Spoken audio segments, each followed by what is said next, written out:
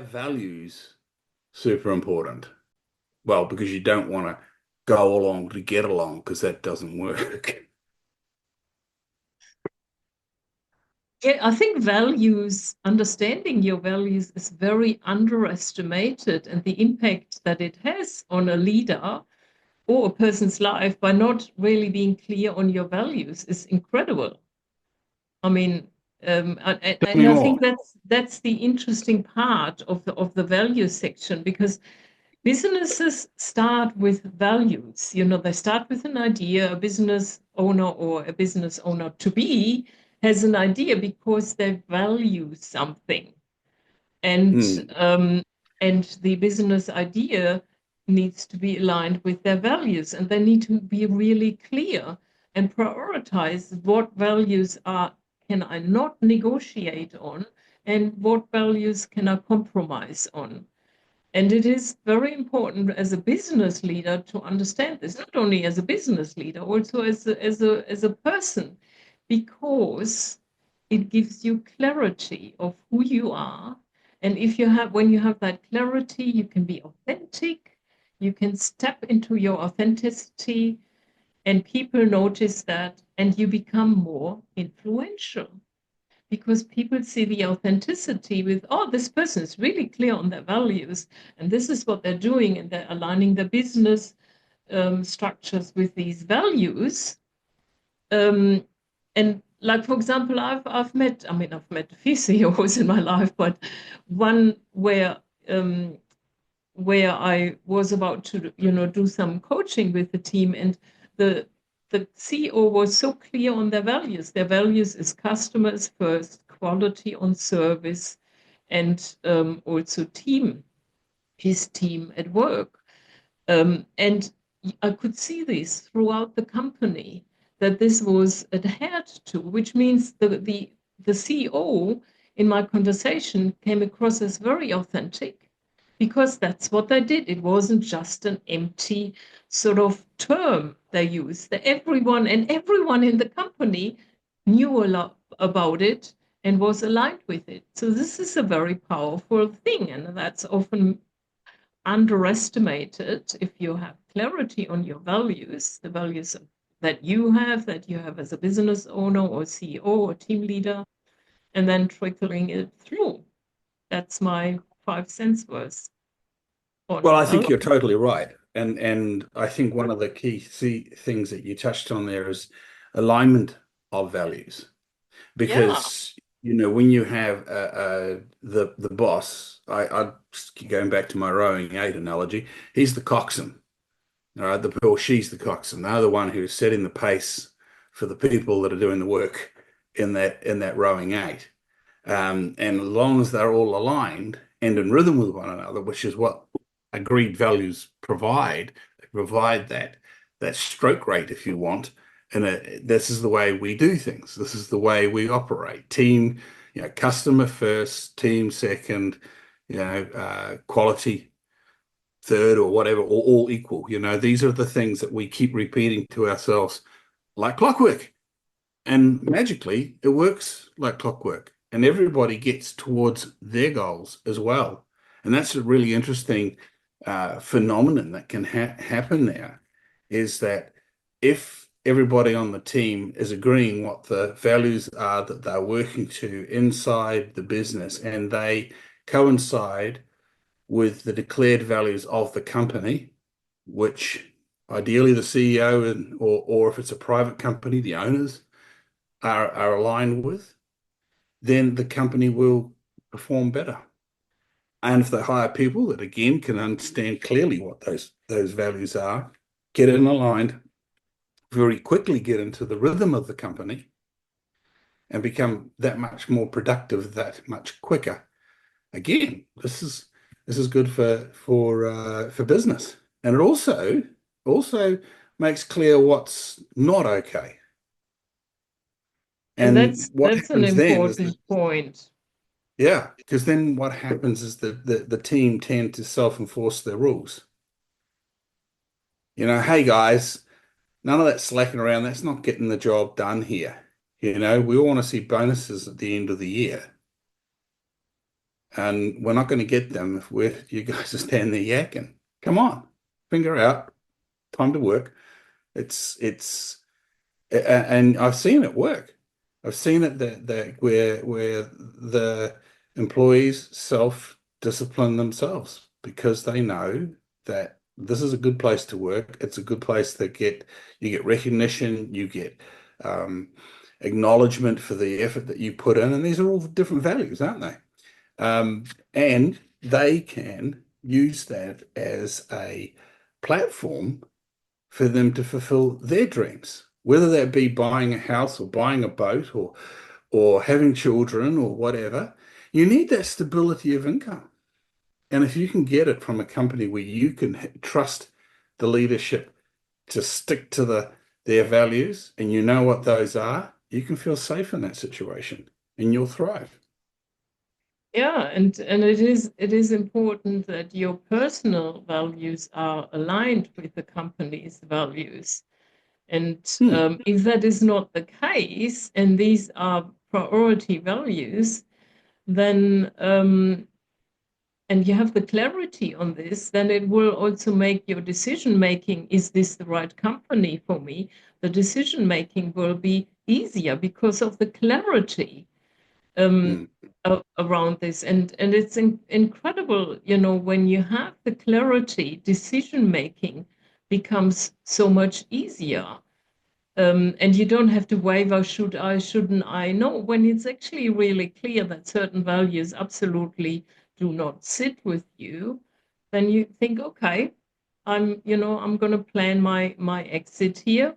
And at the same time, you mentioned it, when a leader is aligned with the values, it induces trust because it's authentic. Also, as a business owner, if your brand is aligned with you and you are aligned with your brand, then it's authentic. If you're just pretending something or you're pretending to have certain values or bring certain positive values to the customer base, but you're not doing that, you're not being that, you're actually not aligned with it, the customers will notice and you lose your influence. Yeah, that's true. And I want to make one other thing clear here, Jack, that when we talk about aligned values, it doesn't mean they have to be exactly the same.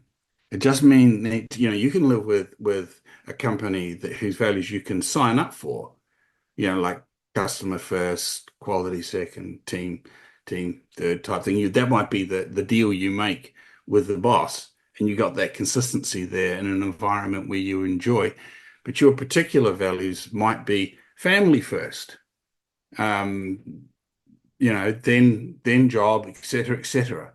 So long as those can be aligned and married in, then that's perfectly fine because by achieving one, you'll achieve the other. By achieving the other, you'll contribute to the work. And this goes to our last podcast, which was the myth of a work-life balance or its integration. And this is another thing that is possible and made certainly a lot more possible with the alignment. In fact, I'd say it's made impossible unless the values do align. That's a really good point. And for the listeners, if you want to check out that video about work-life balance or the myth around work-life balance, you can do that too. And yeah, it does very heavily align with the values conversation. And it is a really good distinction you brought up, that the values don't have to be the same. They Mm, need to be aligned. Aligned doesn't mean they're exactly the same. Um, and that's a really good distinction. And as you know, our channel is called Leading with Influence. This mm, is where one aspect of influence, I mean, there are many different aspects around influencing others, but one is that you live a life that is aligned with your values. And mm, it's inducing trust, which we have spoken about, which again also increases productivity because people feel safe in their environment and they want to be there and they want to be productive. We all want to be productive. So it all, it all fits That's fits right. together. You want to find an unhappy worker, find someone who's being prevented from being productive when they want to be productive. Now you've got it. Now you've got someone who's miserable. But I want to pick up on what you just said then, because we need to talk about the way of being that is authenticity. Being authentically you is part of that. But as you learn when you study the being framework, it's also your relationship with how authentically true, fact-based, if you want, are your belief systems. So as that you are operating in the real world, and again exploring your values and knowing what is important and what is not important to you brings about a instant guide to authenticity. That's that's So that's right. yeah, because Be- you're not going to breach your values. That's who you are. That's who you That say you are. And if you that do, wow, big clanger. No trust. That's Yeah. that's that's right. I mean, in our distinction about authenticity, we bring in the sort of connection to reality. How much, how healthy is my relationship with the reality? Do I live reality? Do I deny it? Do I, work my way around it? Or am I authentically who I am, which means also connected to the realness about myself? And it makes you very effective, It does. because if you're not dealing with reality, you're not going to be able to change much. You're not going to be able to get much done. So this exercise of going down values, it's being portrayed often as being a soft part of. It's nice if you can have it, but for goodness sake, just get the orders out. Like culture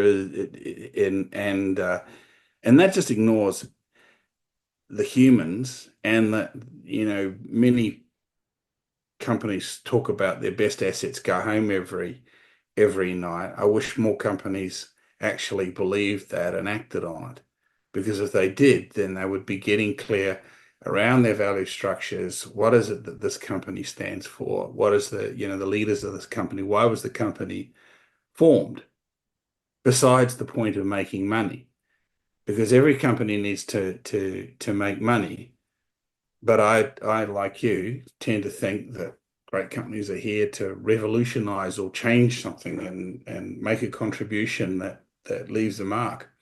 That doesn't happen That's unless right. you have a reason for being. And yeah, and also so coming back to the notion that the values are considered like a soft skill. Oh yeah, it's nice to have, but who cares? I kind of use that example of a car driving down the street. You could have a high performing car, but if you're not staying on the street on the tracks, your high performing car isn't going to get you where you want to go. And these are Mm, the values. The values is your street lane, that you stay on the track rather than wandering off. And then your high performing car isn't performing well and isn't going anywhere where you actually mm. want to be, and the values keep you on track with that. Yes, and this goes to another one of the ways of being care. Because what we care about gets done. Mm. If we don't care about it, it doesn't get done. So again, if if you're honoring your values in the workplace, you care. And it becomes this again, like I said to you before, values are appointed to authenticity. Values, and why that is so is because you care about them, and and that brings and this whole trust thing, builds the word trust, which in my view is a combination between um, authenticity, vulnerability, and awareness. That's what delivers trust. If you're prepared to be vulnerable, and I'll say this, if you care about your values, then you will be more prepared to go out on a limb to protect them, to stand up for them, which indicates a healthy relationship with vulnerability because if you stand up for something that you believe in, then you risk the possibility of attack. For some reason, you feel the need to stand up and be heard on what you care about.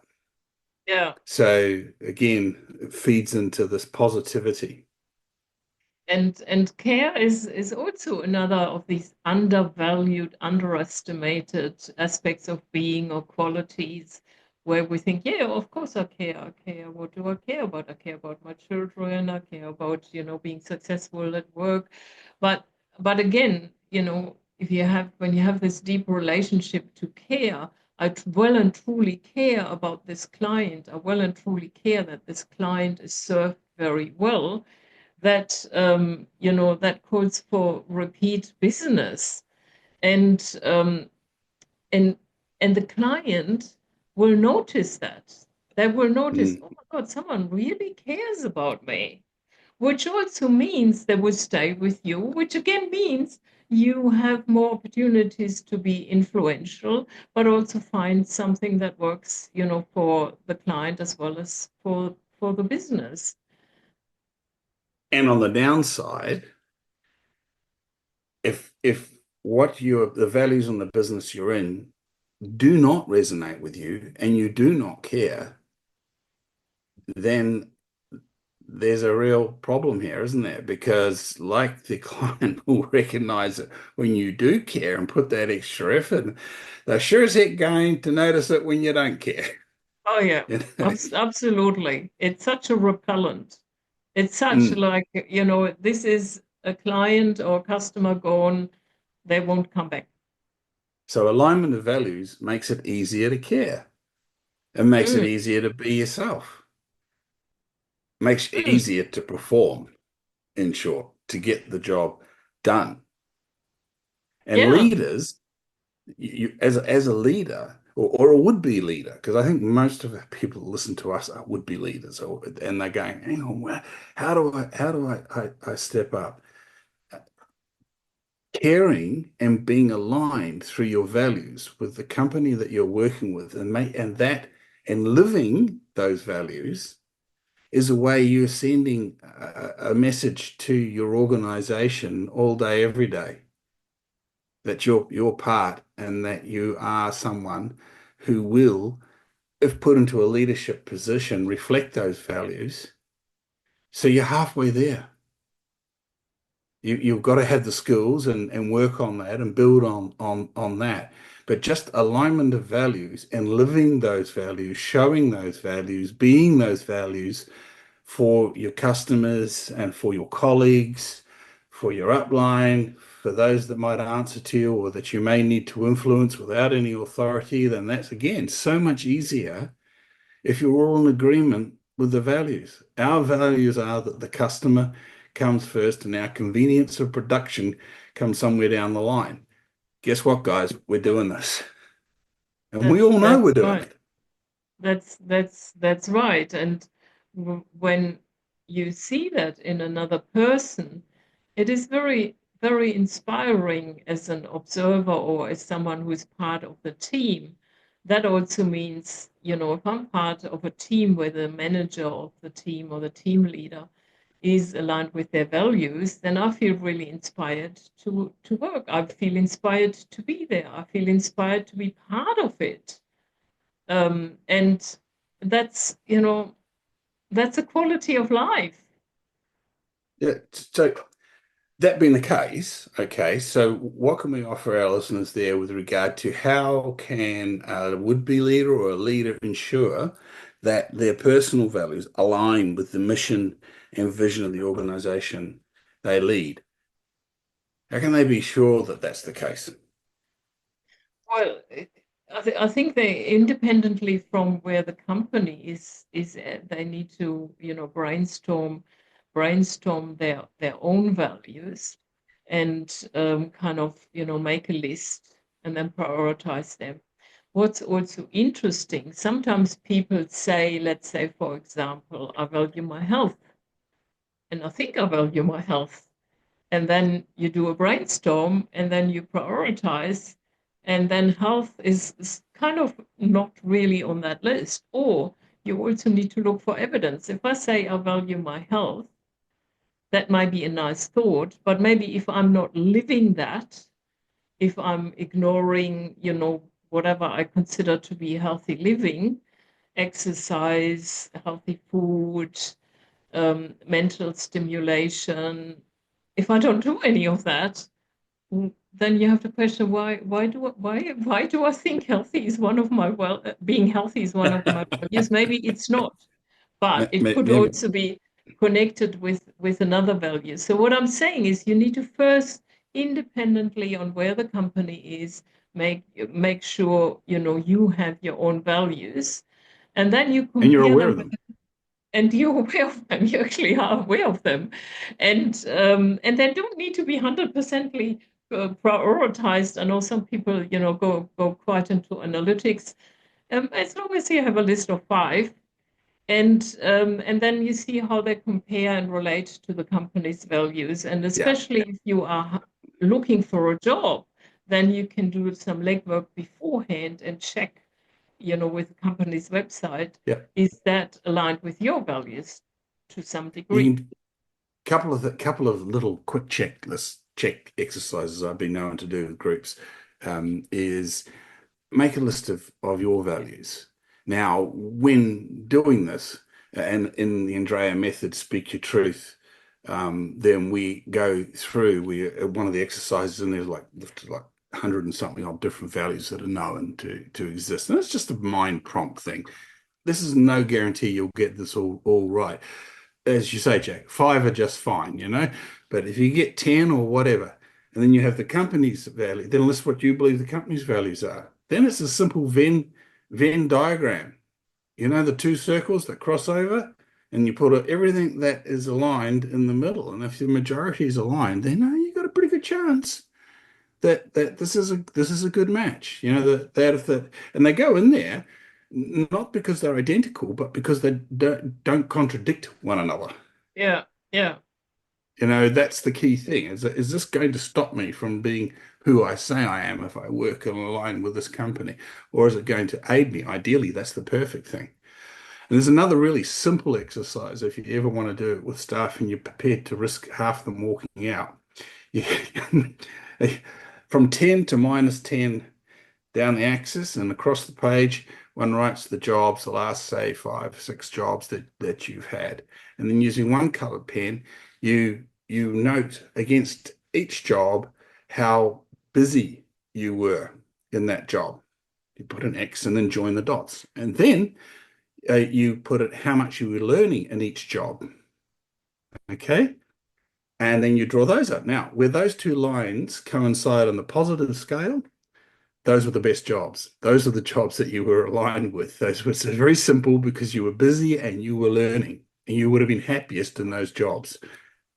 Shoot me if I'm wrong. I've done this numbers of times and nobody's ever been able to shoot me. And then, of course, the big question is, where are you so now so in your job? what you're saying is where you're actually learning in a company, Yeah, that is, yes, yeah, yeah, yeah. yeah, yeah. When you're learning and you're busy. Mm, Because you're busy because you have a desire to contribute mm, and you're learning, so you're getting fed if you yeah, want. yeah, And yeah, and, and it's yeah, it's almost a no-brainer way of looking at it. But if you're yeah, not learning in the company you're in and you're not busy, then there's a misalignment going on there. So go look at it. It's yeah, an yeah. indicator. Yeah, yeah, It's an no, I mean indicator. that makes total sense. I mean, for me, I mean, I know learning new skills and progressing was definitely very high on my values list. And if you ever find yourself working for a CEO who is not looking to learn, leave because nobody Yeah, knows everything. yeah, Nobody yeah, knows everything, and your company's not moving forward if the CEO is not leading you onto new ground. yeah, yeah, yeah, You've got to have yeah, courage. It's part of the game. yeah. Yeah, I Otherwise, you're think sitting in your comfort zone. If you're sitting in your comfort zone, then uh, then everybody's going to figure you out. You look at team sports. You know, a team will come from nowhere, be absolutely sensational, win the competition. You know, the English Premier Soccer or the NFL or even my precious All Blacks, right? And they can beat everybody, and they'll well beat us, right? Within a year or two, they're back down with the pack. Why? Because everybody's gone and learnt off them. You need to learn again. You need to lead again. That's what coaches like you and I, we're out there to make people think and get outside of their comfort zone. Go do that. So CEOs need to be learning as well as the troops beneath them.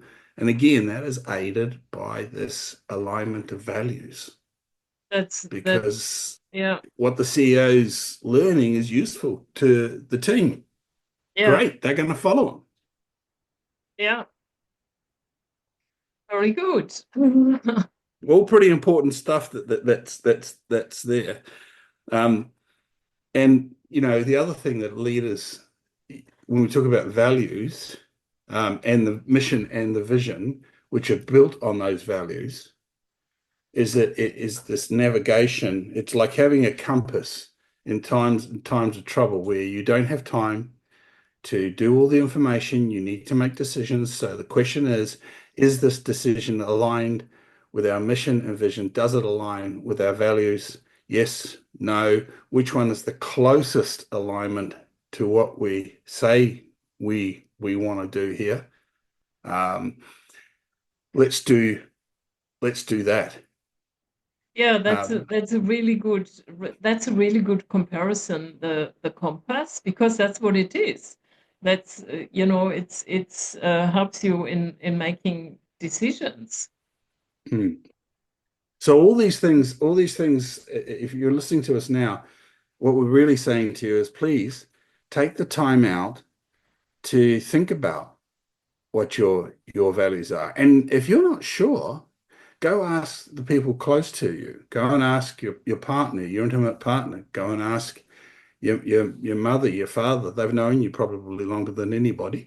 Or your siblings, if you really want the truth. You're probably probably not going to like it. This is it's all enlightening. It'll give you, if you go and you talk to those people that are close to you, you'll get an idea, you'll get a feel, right? And here's another little trick, right?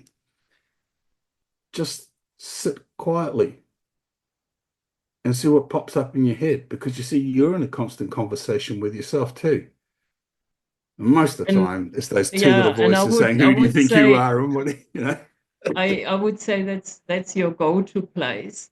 And Yeah. also, you can look at evidence in your life. What are the things that excite you? What are the things that you spend time with?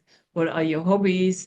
How much time do you spend at work? How much time do you spend with certain sort of activities? And that gives you a clue what you actually value.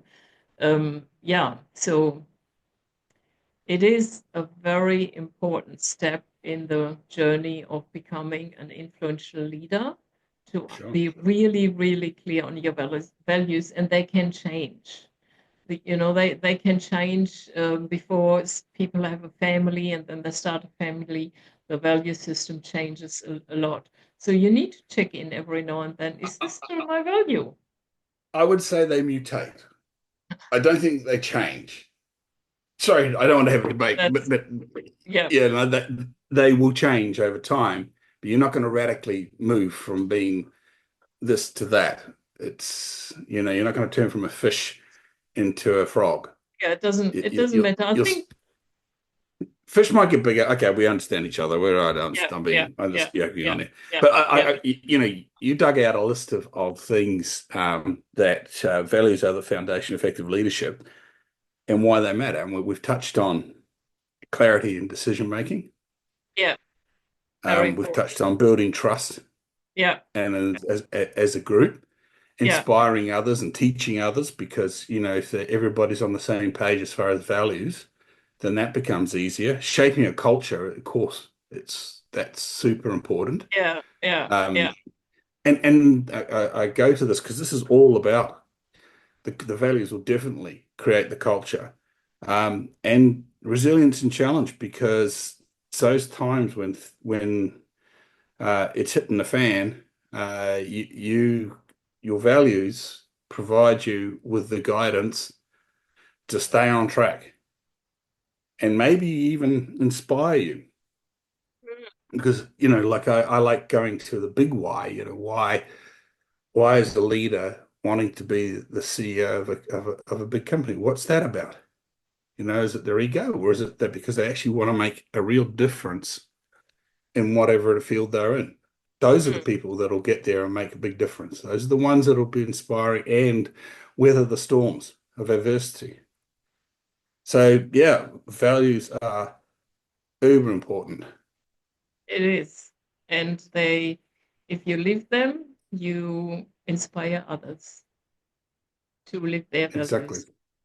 Yeah. Yes. So you will be an influential leader, even if you don't have the title yet. It's only a matter of time. Yeah. And awesome. I mean, that brings us to today's end of the podcast. I think we've done well on this one, Jack. So we'll hopefully everybody will enjoy it, share it, like it, do all the YouTube things, and let's get it Yeah. out there amongst people. If it's going to do something good, if you think your boss needs to see it, then send them the link. And if you've got other subjects you want us to investigate, then let us know. But thank you so much for spending 30 minutes of your time with us. We really appreciate it, and we'll be back to see you next time. Yeah. We'll see you back next time.